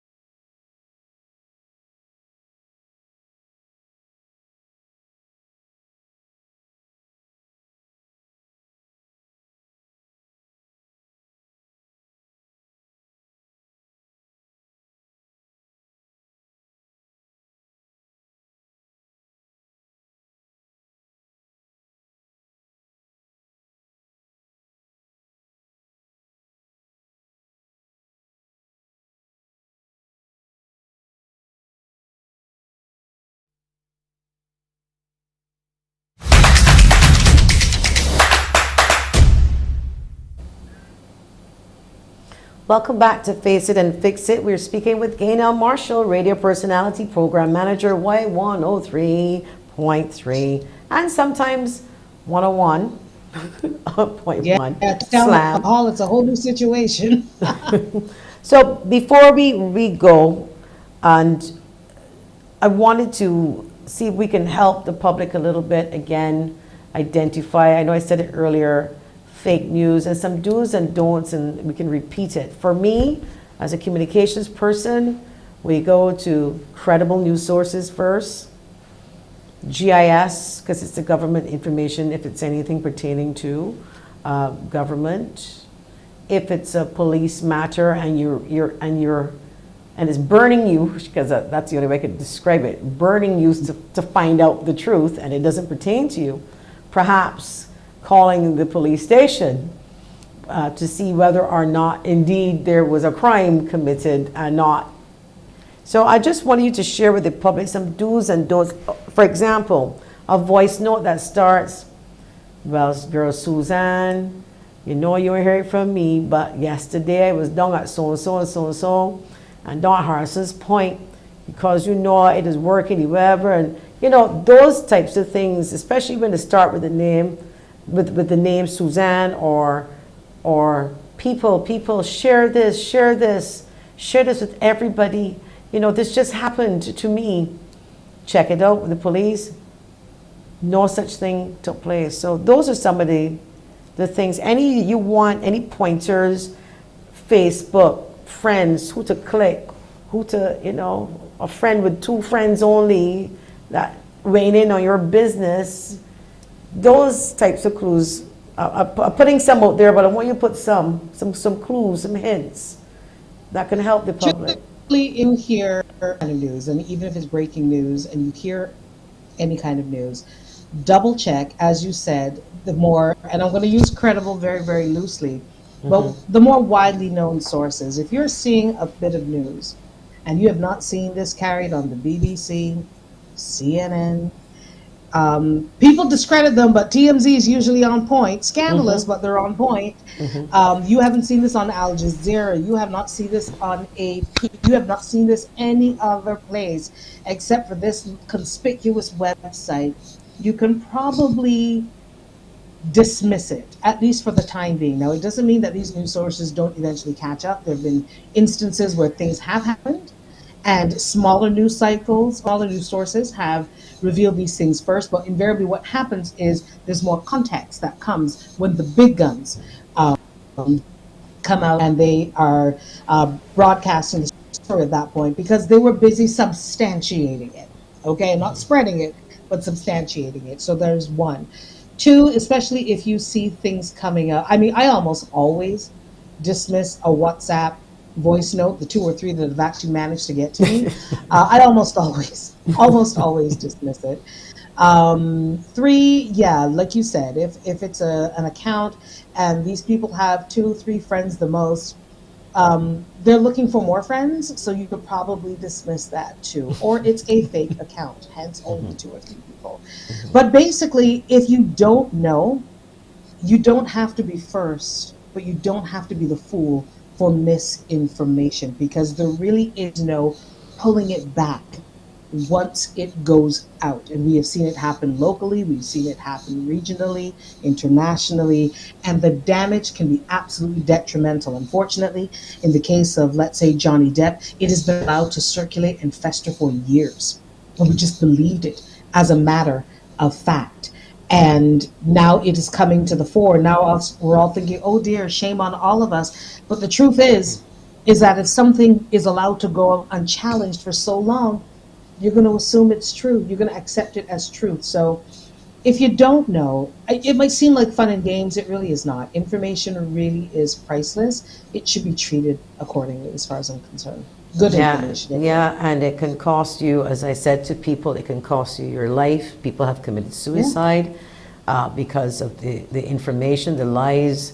People have lost their jobs. People have gotten divorced. People, you know, so many things. And it starts with that. It starts with words. I mean, God created, as the Bible said, the world with words. Let there be light. And there was light. Imagine the power that we have for just these vibrations, these coming off of our mouths or rolling off of our tongue, the things we say.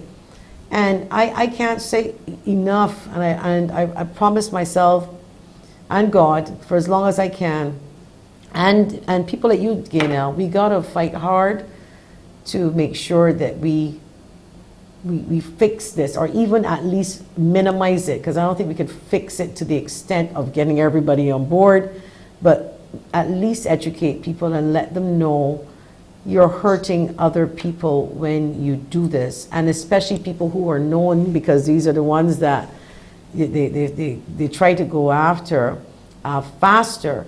And I never liked it, and as I said, when the situation recently came to light and it came to my attention, I mean, it happened like a year ago. I didn't even notice how much attention I paid to everybody else's business. I just drink my water, you know, as much as I can. Hydrate, as you said. But yeah, I think we need to. And there are other things that I would like to share with the public that they should share. For example, a missing child, a missing person, you know. Missing pets. You know, missing pets. That you can do something about. Right. Information, things that matter, that would impact your life.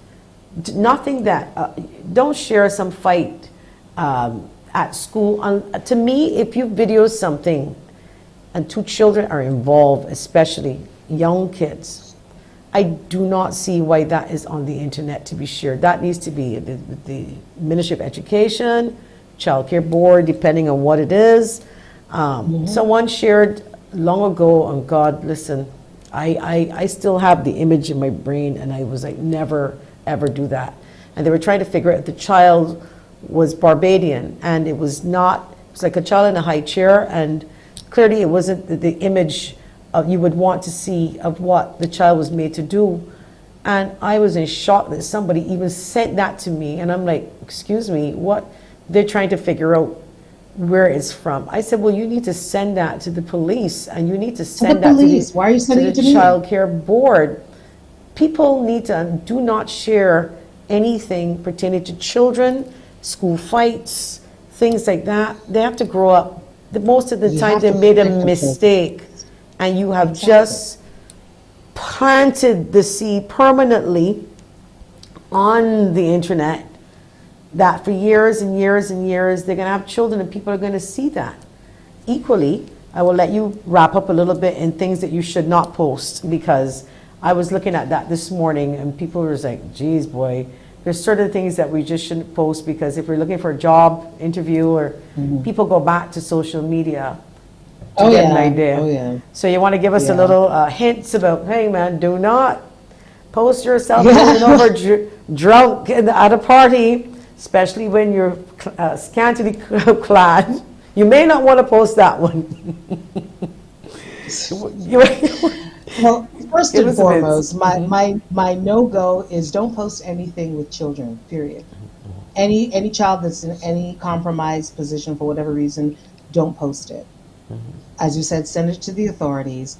Let them investigate. Do not post it. Nothing. Do not post about yourself personally. I always say, look, people's threshold for how much they're willing to share clearly differs. But if you post something about yourself that would make you think differently of someone else, don't post it. Don't post it. Don't think that we're going to have the same measure of grace for you as you will. Just because I always ask, if you don't post it, how has this negatively impacted your life? If you don't post it, how? You know. So I understand we're a very post-friendly society, and I mean globally now. If we don't post it, people seem not to believe that we did it. Okay, but really, how do you suffer if you don't post this? Exactly. That's always my pause before you post. Just pause. Pause before Yeah. you post. And again, I mean, what we say here today may not resonate with some, because I'm sure by the time I leave here and I go and look at the phone, somebody's doing something to share something out there. Recently, too, they've been doing these stickers on WhatsApp. You know, they're custom making their stickers. There was one sticker that I would like to make a public appeal and not to do. Please do not use anybody who is physically challenged on your stickers, an actual person. They've been doing that. I've seen that, and it's hurtful, and I think it's low. I mean, make a picture of yourself. Do a sticker of yourself, you know, but if you think something is corny or a thing, but I saw one with a little boy with Down syndrome, and they used it to insult the person, and they sort of, you know, I'm saying this is wrong. There's some do's and don'ts, and I would love for us to continue this discussion on it, because GAYNELLE, we are up there, we're trying to talk to people, and we don't want people to be like us. It's not that. It's asking people to exercise better judgment, which then comes with moral scruples and principles. I mean, here's the thing. When somebody goes like, man, I don't care, I can do me. You know, I doing me. And I'm thinking, don't risk that, because doing you may be a problem, especially when you don't have morals, when you don't have principles, when you don't have scruples. Do not do you.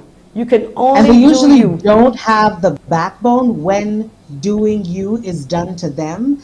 Ironically, they don't have the same backbone. They don't have the same measure of, well, you do you and I do me. Well, if I doing me just impacted you, now we have a whole different scenario, don't we? Yeah. So we got to be careful when we use that, you know, and I hear a lot of people with it, you know, I don't care, I'm doing me. And I'm saying you can only do you if you have a moral compass, then you do you. So GAYNELLE, final words, 1 minute at you, because we're going to have to wrap up. I'm going to give you a minute, 30 seconds. Look at that. No pressure. Look, information is a very precious thing. It is a very useful tool. And I understand information is money. There are people who pay millions, sometimes even billions of dollars to either access information or to keep it under wraps. I get it.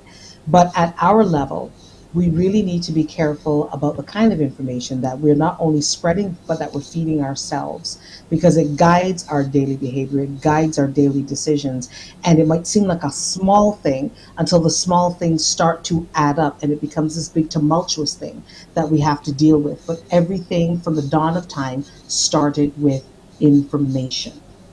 What are we getting? What are we feeding? What are we reading? We really need to be careful and take better information. Thank you so much, GAYNELLE. The power of the town. Power of the town. You got to be careful. Thank you so much, GAYNELLE. It's been a pleasure. Please say hi to Bubbles for me. Tell him I miss him. I shall. Okay, I thank will. you so much. Thank you. Take good care. Thanks for having me. Take care too. Thank you too for coming. You've been watching Face It and Fix It on CBC TV 8, Facebook and YouTube. I want to say thank you to all of our special guests. And remember, pause before you post information. Get the facts before you share anything. It could mean the difference between someone living or dying, because people can commit suicide as a result. People can lose their jobs. People can lose their marriages. Things like that can actually happen if you share the wrong information. My name is Joanne Haigh. See you on Friday. Bye for now.